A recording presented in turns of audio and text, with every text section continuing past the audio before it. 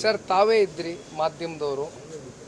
ಕಳೆದ ಒಂದು ವಾರದ ಹಿಂದೆ ಕೋಲಾರ ಜಿಲ್ಲೆ ಮತ್ತು ಮಂಡ್ಯ ಜಿಲ್ಲೆ ಎರಡೂ ಲೋಕಸಭಾ ಕ್ಷೇತ್ರದ 8 ವಿಧಾನಸಭಾ ಕ್ಷೇತ್ರದ ವ್ಯಾಪ್ತಿಯ ಎಲ್ಲ ನಮ್ಮ ಕ್ಯಾಂಡಿಡೇಟ್ಸ್ XMLAs ಇರ್ಬೋದು, ಒಂದು MLA ಇವತ್ತು KR-ಪೇಟೆಯಿಂದ ಮಂಜು ಅವರು, ನಾವೆಲ್ಲರೂ ಕೂತು ಅನೇಕ ವಿಚಾರಗಳ ಬಗ್ಗೆ ಚರ್ಚೆ ಮಾಡಿದ್ವು.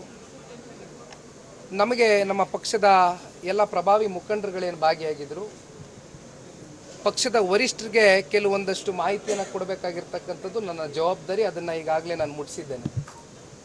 ಆದರೆ ಇವತ್ತು ಯಾರು ಅಭ್ಯರ್ಥಿ ಆಗಬೇಕು ಮಂಡ್ಯ ಲೋಕಸಭಾ ಕ್ಷೇತ್ರಕ್ಕೆ ಅಂತಕ್ಕಂಥ ಪ್ರಶ್ನೆ ಬಂದಾಗ ಮುಂದಿನ ದಿನಗಳಲ್ಲಿ ಇವಾಗ ನಮಗೆ ಇರ್ತಕ್ಕಂಥ ಒಂದು ಮಾಹಿತಿಯನ್ನು ಕಲೆ ಹಾಕಿದ್ದೇವೆ.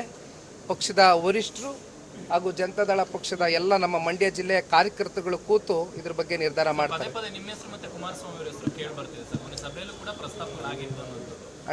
ಅಣ್ಣ ಇಲ್ಲಣ್ಣ, ಈಗ ಕುಮಾರಣ್ಣ ಅವರು ನಾನು ಹೇಳಿದ್ದೀನಿ, ಅವರು ರಾಜ್ಯ ಮಟ್ಟದ ನಾಯಕರು.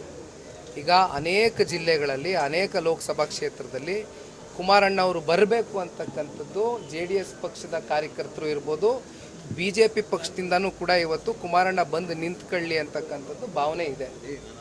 ಆದರೆ ಇದು ಮುಂದಿನ ದಿನಗಳಲ್ಲಿ ಅವರ ಭಾವನೆಗೆ ಯಾವ ರೀತಿ ಗೌರವ ಸೂಚಿಸಬೇಕು, ಅದು ಮುಂದಿನ ದಿನಗಳಲ್ಲಿ ಕೂತು BJP ಮತ್ತು JDS ಎರಡೂ ಪಕ್ಷಗಳು ಜಂಟಿಯಾಗಿ ತೀರ್ಮಾನ ತಗೊಳ್ತವೆ.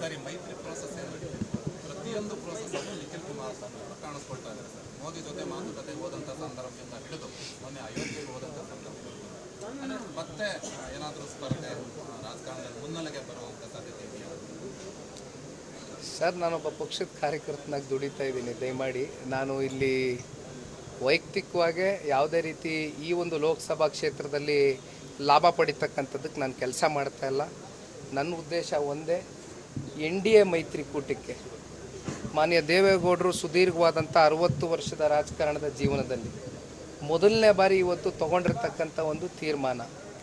ಈ ಒಂದು ತೀರ್ಮಾನಕ್ಕೆ ಅದರಲ್ಲೂ ವಿಶೇಷವಾಗಿ ಕರ್ನಾಟಕ ರಾಜ್ಯದಲ್ಲಿ ಬರ್ತಕ್ಕಂಥ 28 ಲೋಕಸಭಾ ಕ್ಷೇತ್ರಗಳೇನಿದೆ, 28 ಲೋಕಸಭಾ ಕ್ಷೇತ್ರಗಳಲ್ಲಿ JDS BJP ಒಟ್ಟಾಗಿ ಒಗ್ಗಟ್ಟಾಗಿ ತಳಹಂತದಿಂದ ಕಾರ್ಯಕರ್ತರ ಲೆವೆಲಲ್ಲಿ ಇವತ್ತು ಅನೇಕ ಸಭೆಗಳಾಗಬೇಕಾಗ್ತದೆ ಮುಂದಿನ ದಿನಗಳಲ್ಲಿ.